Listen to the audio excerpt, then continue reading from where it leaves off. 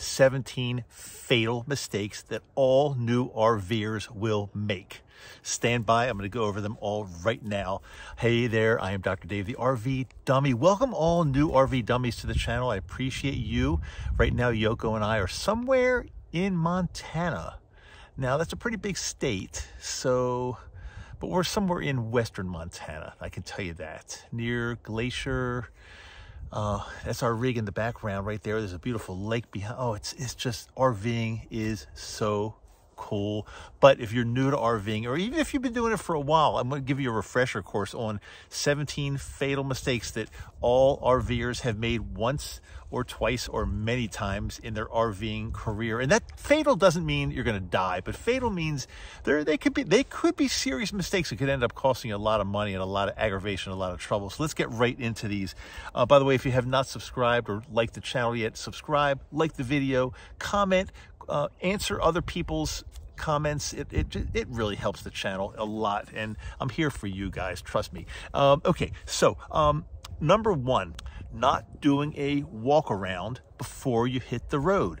There's so many things to check for when you walk around your RV to make sure things aren't attached, that hoses still aren't connected, cables aren't connected, make sure all your storage compartments are locked, secure down, your fantastic fan is down, your windows are closed and secure. Just do a walk around. It's better to do actually 2 walk arounds. If you have a partner or somebody you're camping with, have them do a walk around as well. And if both of you do it, chances are you're not going to miss anything. But crucial, very, very important. Number 2, make sure that all the items on your shelves inside the RV and all doors and closets are closed and secured, and things on the shelves are not, they're totally secured. They're either tied down, they're shoved in there somewhere. You got some padding, some foam, whatever. Don't let things, because when you drive, I guarantee you, if things are not secured, closets are going to come open, things are going to be falling.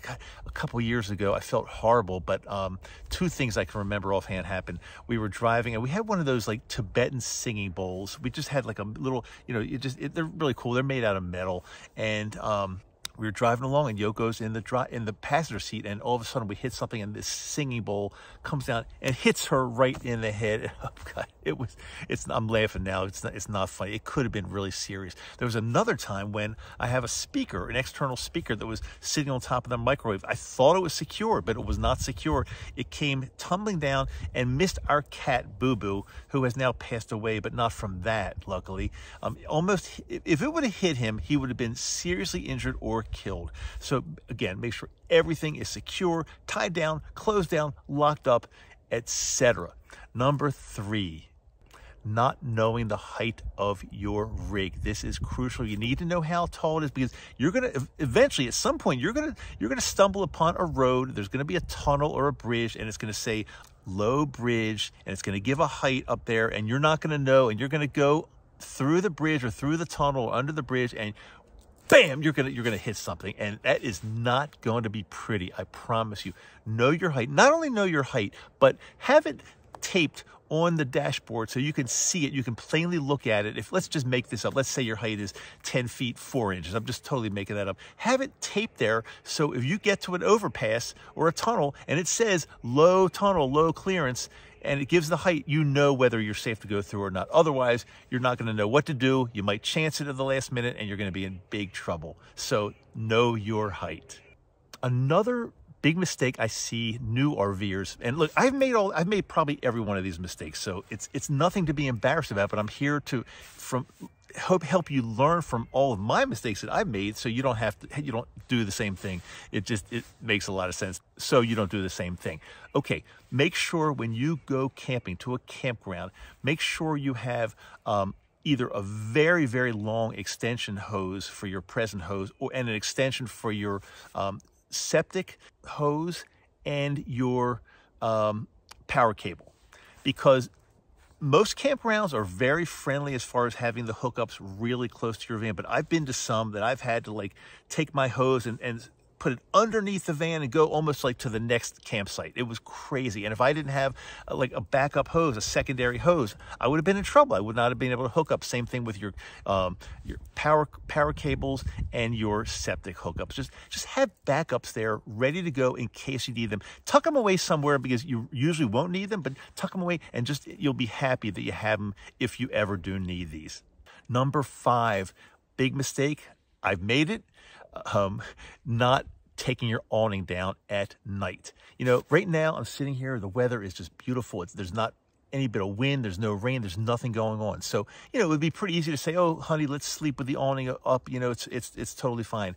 Big mistake. I remember a few years ago, Yoko and I were somewhere in the mid-Atlantic. I think it was Pennsylvania somewhere, and we were at a campground. We had our awning out, and the weather was perfect. We went to sleep, and there was this tremendous windstorm that kicked up in the middle of the night and practically ripped our awning off of our rig. The wind can do, once you have it acts as almost like a parachute or a kite, and it can take that awning and really move it and bend metal that's hooking your awning to your rig. So make sure, I don't care what the weather's like, I don't care what the weatherman or weather lady says it's going to be, I would recommend putting your awning in at night and not to worry about it at all. Sleep soundly. Number 6, big mistake. I made it again, not having a tire pressure monitoring system. When I was new at this, I just figured, oh, you know, I'll just fill the tires up with air and everything will be fine. First of all, make sure you know the proper pressure of your tires, and make sure you're always checking. Make sure your tires are at the recommended pressure. It's a tremendous mistake if you don't check this, and if your tires are low or too high, it's a tremendous mistake. But not having a tire pressure monitoring system that lets you know in real time on the fly if you have a near blowout or you have air leaking from your tire. About a year ago, we were driving we're doing a trip to Seattle from Salt Lake City, and two different times on the road, we had our tire pressure monitor system started beeping, and you see the pressure going down from like whatever, let's say from 80 to 75 to 70 really quickly to 65 to 60. It's going down. We're on an interstate. We pulled over very quickly. We avoided a potentially really hazardous, dangerous situation by being able to pull over proactively. What were the problems? My tire valves were dry rotted, and 2 different times on the same trip, it wasn't the tires, it was the valves. They blew out. You know, where the rubber kind of goes into the tire. They were dry rotted. They blew out. Needless to say, the first one was bad enough. After this happened the second time, I got 4 brand new tires on that same trip and haven't looked back. But I didn't have now. If I hadn't had a tire pressure monitor system, it would have been a big problem. I want to give a shout out to one of my viewers, Mark. He has been a longtime viewer of the channel, and he actually a couple years ago sent me as a gift, which was very, very kind of him, sent me a tire pressure monitoring system because he knew I didn't have one. He said, Dave, this is really important. And I thanked him, but I didn't think it was that important, but I installed them. They're simple to install, and ever since then, I would never, ever drive my RV without them. Number 7 is not having a backup camera and a spotter. So when our very first Class B RV didn't have a backup camera. Actually, we had one, but maybe, I can't remember. I had one, but maybe I didn't know how to use it right. I was by myself. I was pulling into a local campground, state park, and I was overzealous, and I just figured I knew how to do this. So I was backing in, and sure enough, I hit a tree. Luckily, there was not a lot of damage at all, but I'm thinking, like, how stupid was I? So if you have somebody with you and you're backing up into a spot or backing up somewhere, have them get out and have them just look and have them spot you and say, okay, no, yes, stop, you know. And if you have a backup camera, that's really good, but sometimes a spotter as an adjunct can help out even as good or better than a backup camera. Utilizing both is a really, really good idea. Don't get cocky. Don't think you're so fantastic that you don't need one. If you have years and years and years of experience with the same rig, yeah, maybe you get it. But if you're new to this, trust me on this, use a backup camera and a spotter at the same time. Number 8, this is a big one. Again, I've done it. Driving too fast, especially in inclement weather. What are we trying to prove? Why are we trying to go fast? I don't know. I am much more comfortable driving my rig, even though it's not tremendous. It's 21 feet long. I'm more comfortable driving it somewhere in the 60 5 miles per hour range at most on the highway. Now, of course, I can go faster. I do go faster sometimes, but for some reason, I just think, number one, you get you get really good gas mileage. It's safer to drive in the 60 to 65 mile an hour range, especially in bad weather when winds start picking up or the road is wet. Guys and gals, slow it down, be safe. As they say in this great state of Florida, or as they used to say on the front license plate in Florida, arrive alive, arrive healthy, arrive happy, arrive unstressed, and arrive with a vehicle that's not bashed up or overturned or something like that. Be careful, please. Number 9, not having a functional carbon monoxide detector. You know, you might think, oh, it's an RV, nothing's going to go wrong. But we're using, we're using propane, we're cooking. And by the way, when you're cooking, make sure you have windows open, please. If you're using a gas range inside, make sure you have some ventilation or something. But have a carbon monoxide detector there. As I'm recording this, they just found out how those American tourists died in the Bahamas. They were all on vacation. They were in a hotel, and a lot of people died, and they just found out that it was due to carbon monoxide poisoning. It's a colorless, odorless gas. You won't be able to smell it. If you're sleeping, it'll be too late. You will die. Have the detector, test it, make sure your batteries are always changed, fresh. It's a lifesaver. I mean, why wouldn't you do this? Number 10, being over your maximum weight. Oh my God, it's dangerous. There's a reason why every single rig, every single RV or trailer says the maximum weight capacity is blank. Make sure you know yours. It's most likely in your owner's manual and or imprinted on your door somewhere, on the door jamb somewhere. Make sure you know it. Make sure you do not exceed that weight. Otherwise, it can be very, very dangerous. They give that for a reason. Somebody's just not in some back room writing it down somewhere just to have some fun. It's for a reason. And if you're overweight, it's going to be more dangerous driving the rig. It's not going to be able to handle the way it does. If you have to stop, God forbid, very quickly, it's not going to stop quickly. It's going to be a disaster. Do not go over your maximum allowed weight. In fact, it's better to err on the side of being way below your maximum allowable weight. Number 11, not having a spare key to your rig hidden somewhere. Less than 1 year ago, you may have seen my video, Yoko and I were traveling. Where were we? We were in, I don't even remember. It was somewhere in Utah or Idaho or one of those beautiful states around where we live. We live in Salt Lake City, of course, and we were at a campground. It was kind of in the middle of nowhere. Luckily, we had some cell service because guess what? Yoko and I, and we had our neighbor's dog with us, Oliver. We were dog sitting, and we frequently take him on trips when we're dog sitting. Somehow, I don't know how it happened, but we locked ourselves out of our rig right there. I looked at Yoko, she looked at me, neither of us had the key. Both of our keys were in there and somehow it got locked. We had to call AAA and they had to send some guy, again, we were in the middle of nowhere, they had to send some guy from about 2 hours away to come unlock the vehicle. Somehow he was able to, he had one of those tools which we didn't have. If we did, it would have been inside the vehicle anyway. He did it in about 10 minutes total. Then he drove 2 hours home. But okay, make sure you have a hidden key somewhere. My good friend Paul, who has been a long-time viewer of this channel, he wrote in on a comment one time. He said something like, I think he's an RV tech or something to do with the RV industry. I believe he's something like that. He said, I shouldn't tell you this, but 90% of people that have a spare key in their RV tape it to the propane tank underneath the RV. So I'm not going to tell you where mine is. That's not where mine is. Don't tell anybody where yours is. Just hide it well with a lot of duct tape, and you know that if you ever, God forbid, got locked out of your rig somewhere, especially in the middle of nowhere, you'll be able to get in. It's a better feeling knowing, as opposed to knowing that if you lock yourself out, you're like, and who knows whose mercy. That's not a fantastic feeling.